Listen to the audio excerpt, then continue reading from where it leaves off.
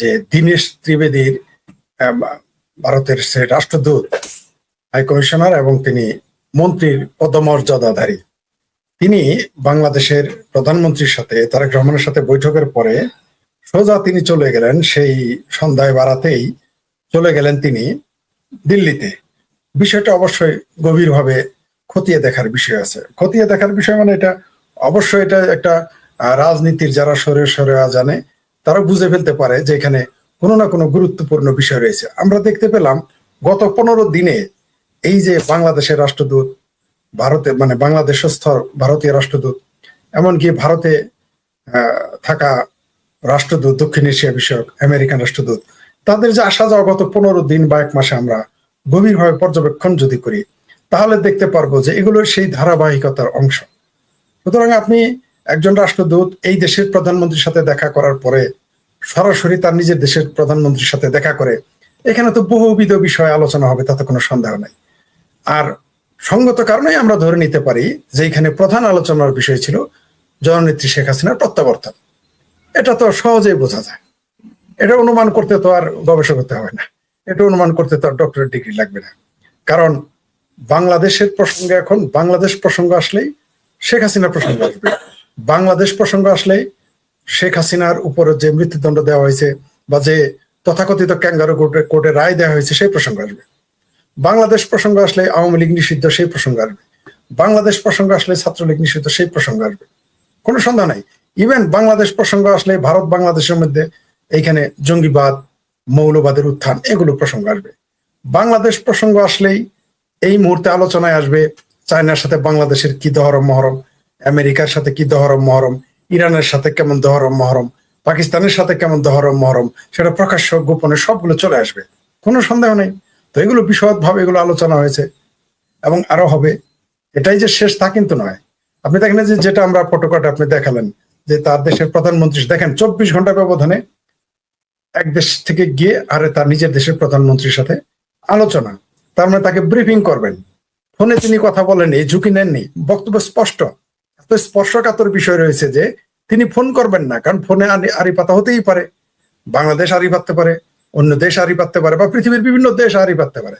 অর্থাৎ দীনেশ ত্রিবেদীজির যে ভারতে চলে যাওয়া, দিল্লিতে যাওয়া এবং দিল্লিতে গিয়ে তার প্রধানমন্ত্রী নরেন্দ্র মোদীজির সাথে বৈঠক, এটা আমাদেরকে না সারা পৃথিবীর জন্য একটা মেসেজ যে সেখানে গভীর আলোচনা হচ্ছে। কি আলোচনা হচ্ছে আমরা হয়তো কিছু অনুমান করতে পারবো, অনেকাংশে অনুমান করতে পারবো না যতক্ষণ না ঘটবে ঘটনাগুলো। যেমন আপনি দেখেন গত 72 ঘন্টার মধ্যেই বা 96 ঘন্টার মধ্যে, ফরিদ ভাই একটু দেখায় ছবিটা যে 1 to 1, সেখানে কিন্তু অন্য কেউ নেই, মানে এমন কেউ নেই যে হ্যাঁ বিষয়টা তার আলোচনা বিষয়টা এতই গভীর যে তাদের একক আলোচনা করতে হয়েছে। মানে কত গভীর হলে এটা সম্ভব? প্রথমত তিনি ইচ্ছা করলে তারেক রহমানের সাথে কি আলোচনা হয়েছে, আমেরিকান রাষ্ট্রদূতের সাথে কি আলোচনা হয়েছে তিনি ফোনে বলতে পারতেন। তারপর স্বরাষ্ট্রমন্ত্রী, বাংলাদেশের মুসলেকার স্বরাষ্ট্রমন্ত্রীর সাথে কি আলোচনা তিনি বলতে পারতেন ফোনে, কিন্তু তা বলেননি। কেন বলেননি? তার মানে বিষয়টা আরো গভীরে, এই গভীরতা আরো গভীরে চলে গেছে যখন আমরা দেখলাম যে তার দেশেও শুধু প্রধানমন্ত্রীর সাথে তার সাক্ষাৎ। তার মানে গভীর আলোচনা হচ্ছে। আলোচনা সাধারণ আলোচনার মধ্যে এখন আর নেই, সেটা বাংলাদেশের সাথে অন্য দেশের প্রতিরক্ষা চুক্তি। যেমন বাংলাদেশ এখন ওই যে 14 দেশের যে জোট আছে, সেখানে তুরস্ক, পাকিস্তান, সৌদি আরব সহ আরো মোট 14টা মুসলিম দেশের সাথে যে চুক্তি হয়েছে, এটা নিয়ে আলোচনা হবে। তারপরে গঙ্গার পানি চুক্তি রিনিউ করার সময় হয়ে গেছে, এই বিষয়ে আলোচনা হবে। বাংলাদেশের গণতান্ত্রিক ব্যবস্থায় স্থিতিশীলতা নিয়ে আলোচনা হবে, কারণ বাংলাদেশের স্থিতিশীলতার উপরে, বাংলাদেশের রাজনৈতিক অস্থিরতার উপরে অনেক কিছু নির্ভর করে, ভারতের নিরাপত্তা। এটা তারা বিভিন্ন বিষয়ে আলোচনা করবে, কোনো সন্দেহ নেই।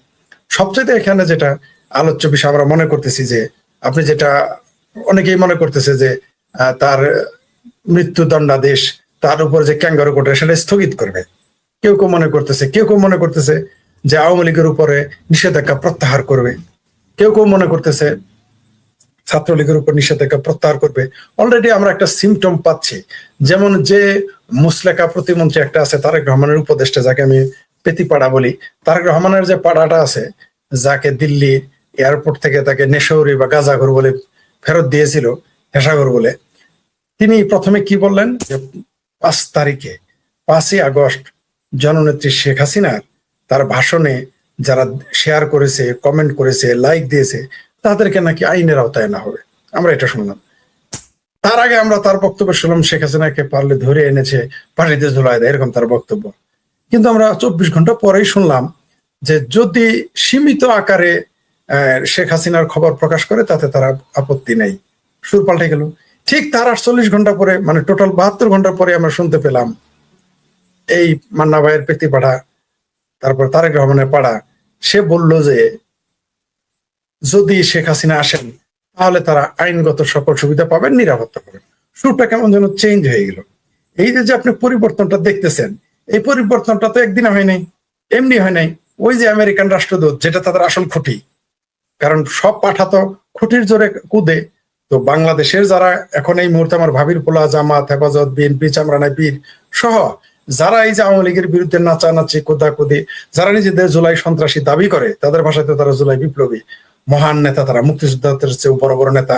আজকাল তাদের বিমানের টিকিট অর্ধেক, তারা আবার কোটাতে চাকরি নেয়, অথচ এরা সারাদিন কোটা না হেডা এগুলো বলে আসছে যে কোটা দেওয়া যাবে না, কোটা খুব খারাপ। কিন্তু এখন তারাই আবার কোটাতে চাকরি নিতেছে, কোটাতে বিমানের টিকিট অর্ধেক। আমি বুঝতে পারলাম না যে বেকার পোলাপান যারা থাকতো শিবিরের মেসে, চড়তো লোকাল বাসে, তারা কোথায় যাবে বিমানের চড়ে? দালমে খুশ কালা হয়, অপ্রাসঙ্গিক ভাবে হলো কথাটা আনতে হয়। তো এই যে পরিবর্তন আপনি দেখতেছেন, হঠাৎ করে তাদের পরিবর্তন, বিমানে টিকিটের আলাপ উঠতেছে, এটাও তো একটা কারণ। এরা কেন বিমানের টিকিট নিয়ে চলে যাবে? তারা কি কারণে? তারা তো দেশে নাকি তারা বিপ্লব ঘটিয়ে দিয়েছে, তারা এখন দেশ গড়বে। কালকে যদি আওয়ামী লীগের পক্ষের মানুষগুলো ক্ষমতায় যায়, আওয়ামী লীগ এবং মুক্তিযুদ্ধের পক্ষের মানুষ ক্ষমতায় আসতে পারে, তাহলে তো আওয়ামী লীগের তরুণ এবং সিনিয়র যারা আছে সবাই ঝাঁপিয়ে পড়বে দেশ উন্নয়নের জন্য বা দেশের বিভিন্ন কাজ করার। তারা তো চলে যাবে, এই চিন্তা তারা করবে না। হঠাৎ করে এদের বিমানের টিকিট অর্ধেক কেন লাগলো? তার মানে এখানে ওই যে আবার রয়ের প্রধান আসলো, আপনারা দেখেছেন রয়ের প্রধান। আমরা সারা জীবন শুধু রয়ের কথাই শুনলাম, রয় কোনোদিন দেখি নাই। আমাদের কি সৌভাগ্য, এবার আমরা রয়ের প্রধানকেই দেখলাম, আমাদের সৌভাগ্য হয়ে গেল। সবচেয়ে আজব ব্যাপার, যারা সারাদিন রয়ের বিরোধিতা করে, রয়ে খুঁজে এখন রয়ের প্রধান হিসেবে বাংলাদেশ থেকে ঘুরে গেল, আমরা একটা প্রতিবাদ করতে দেখলাম না, মিছিল দেখলাম না, মানববন্ধন দেখলাম না। অথচ এটা যদি আওয়ামী লীগের আমলে আপনি যে বললেন ডাক্তার জাহিদুর রহমানের প্রসঙ্গ আনলেন, ডক্টর জাহিদুর রহমান বললেন এই যে ভারতের বিদেশ গোয়েন্দা সংস্থা র, তাদের বাংলাদেশ সফর এটা নিয়মিত সফরের অংশ। কিন্তু বাংলাদেশের ইতিহাসে বিগত অন্তত 20 বছরের ইতিহাসে কখনো ভারতীয় গোয়েন্দা সংস্থা রয়ের প্রধান বাংলাদেশে এসেছেন এমন রেকর্ড কি আছে? উনি তো বললেন এটা নিয়মিত সফরের অংশ। 25 বছর তো আপনি বললেন, 40 বছর আসছে কি? আমি তো শুনি নেই। আপনি কোনোদিন শুনেছেন যে ভারত বাংলাদেশের রয়ের প্রধান আসছে? আপনার মনে পড়ে কি? তাহলে আপনার আমার মনে পড়ে না মানে কি? 40-50 বছরও আসে নাই, মানে এ যাবৎ কালেও আসে নাই, মানে আসেই নাই কোনোদিন। এখন তো তাদের মুখে দেখেন যেখানে ভারতের প্রধানমন্ত্রী, তার মানে বিষয়ের ভিতরে কিছু একটা কিন্তু আছে, যেটাকে আমাদের দেশের লোকালি এইভাবে বলে যে একদিকে সার্জিও ঘোর আসলেন, আপনার আলোচনার শুরুতেই বলছিলেন যে সার্জিও ঘোর আসলেন, সার্জিও ঘোরের সাথে আনঅফিসিয়ালি দীনেশ ত্রিবেদীর একটা বৈঠক হয়ে গেল। সে বৈঠক নিয়ে বাংলাদেশের ভিতরে কতিপয় রাজনৈতিক নেতারা আপত্তিও করেছেন, সমালোচনাও করেছেন বিরোধী দলের পক্ষ থেকে। মানে এটা আনঅফিসিয়ালি যেভাবেই হোক, ঠিক এরপরেও কিন্তু দীনেশ ত্রিবেদী ভারতেই গিয়েছিলেন ওই মিটিং এর পরে। এখন পররাষ্ট্র উপদেষ্টার সাথে পররাষ্ট্রমন্ত্রী এবং স্বরাষ্ট্রমন্ত্রীর সাথে বৈঠক করলেন, পররাষ্ট্রমন্ত্রীর সাথে করলেন, এরপরে তিনি প্রধানমন্ত্রীর সাথে বৈঠক করেই তিনি উড়াল দিলেন আবার দিল্লি। এখানকার মেসেজ, এখানকার সিগন্যাল, এখানকার পরিস্থিতি ব্যাখ্যা করার জন্য হয়।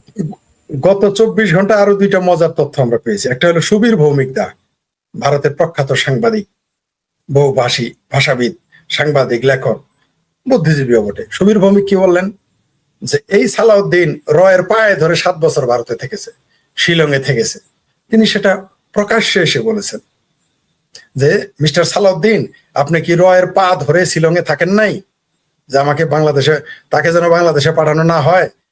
আমাকে তিনি বলেছিলেন যে আমাকে বাংলাদেশে পাঠালে র্যাব দিয়ে গুলি করে মেরে ফেলবে। রয়ের পা ধরে এই আজকের মুসলেকা শিলং সালাউদ্দিন সেখানে থেকেছে। এটা সুবীর ভৌমিকতা স্পষ্ট, বারবার তার ভিডিও আপনি দেখতে পারেন। এই একটা খবর। আর একটা মজার খবর হচ্ছে যে জামাতের সাথে রয়ের প্রধানের গোপন বৈঠক হয়েছে। এটাও মোটামুটি বাজারে চাওর হয়ে আছে। তো দাল মে কুছ তো কালা হায়, পর্দার পিছে চলিকে পিছে, মানে চলিকা আগে পর্দার কুছ তো হয়। পিছনে অনেকে পর্দার, আমরা যখন একটা এই নাটক করি মঞ্চে, তো কজন 10-12 জন তারা অভিনয় করে, আসে যায়, কিন্তু পর্দার পিছনে 30-40 জন থাকে হ্যাঁ, ওই শোটাকে yes, প্রাণবন্ত yes, করে রাখার জন্য। করার আমার মনে জি, হচ্ছে পর্দার সামনে আমরা নিউজ করছি, আলোচনা করছি, আরেক পক্ষ ব্রিফিং করছে কিছু একটা, জনগণকে কিছু একটা বোঝানোর জন্য, কিন্তু পর্দার অন্তরালে অনেকেই অনেকভাবে জি, কাজ করছে। এর মধ্যে কূটনীতি আছে, দেশি বিদেশি গোয়েন্দা বিভাগ আছে, এই তো। এবং এটা কোন দিকে আসলে শেষ পর্যন্ত যাচ্ছে। এবার আরেকটা প্রসঙ্গে আসি।